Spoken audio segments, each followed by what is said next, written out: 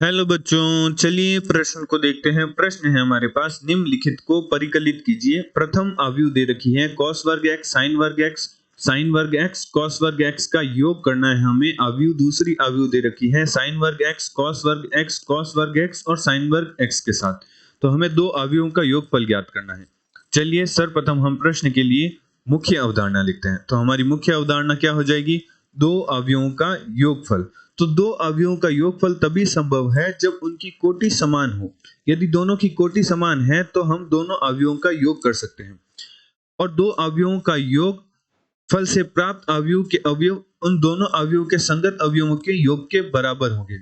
दो अवयवों का योगफल उनके संगत अवयवों के योगफल के बराबर होता है। अर्थात मान लीजिए एक अवयव है जो 2 गुणा 2 कोटि के है, जिसके अवयव हैं ए बी सी डी, और एक दूसरी अवयव है जिसके अवयव हैं ई एफ सी डी, एवं हमें कहें कि इन दो अवयवों का योगफल ज्ञात कीजिए। तो सर्वप्रथम हम देखेंगे कि दोनों अवयवों की कोटि समान है क्या। तो दोनों अवयव है वह वर्ग अवयव है कोटि 2 के, तो दोनों अवयवों की कोटि समान है, अतः हम इनका योग कर सकते हैं और इनके योग से प्राप्त अवयव के अवयव हमारे पास इनके दोनों अवयवों के संगत अवयवों के योग के बराबर होगा। अर्थात दो अवयवों का योग उनके संगत अवयवों के योग के बराबर होता है। तो हमारे पास योगफल से प्राप्त अवयव के अवयव होंगे a plus E, B plus F, C plus C और डी प्लस डी।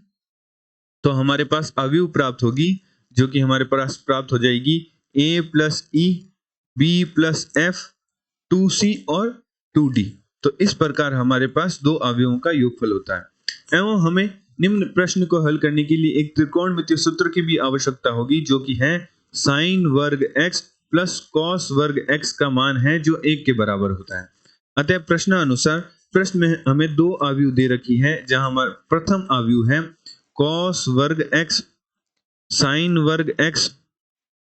वर्ग x और कॉस वर्ग x, जिसका हमें योग निकालना है, योग करना है, जिसका हमें दूसरी अवयव है हमारी साइन वर्ग x कॉस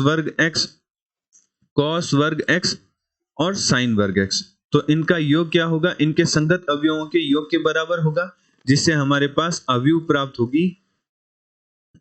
वह हमारी दोनों अवयव का योग संभव है क्योंकि दोनों अवयव दो कोटि की वर्ग अवयव है, अर्थात दोनों अवयवों की कोटि समान है, तो इनका योग कर सकते हैं और इनका योग इनके संगत अवयवों के योग के बराबर होगा। तो हमारे पास अवयव का मान प्राप्त होगा साइन वर्ग x प्लस कॉस वर्ग x साइन वर्ग x प्लस कॉस वर्ग x साइन वर्ग x प्लस कॉस वर्ग x साइन वर्ग x प्लस कॉस वर्ग x, और जिसकी कोटि भी 2 गुणा 2 की होगी।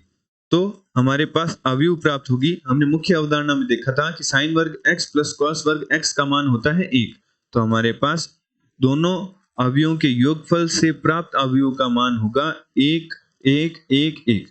आशा करते हैं आपको प्रश्न का हल समझ आया होगा। धन्यवाद।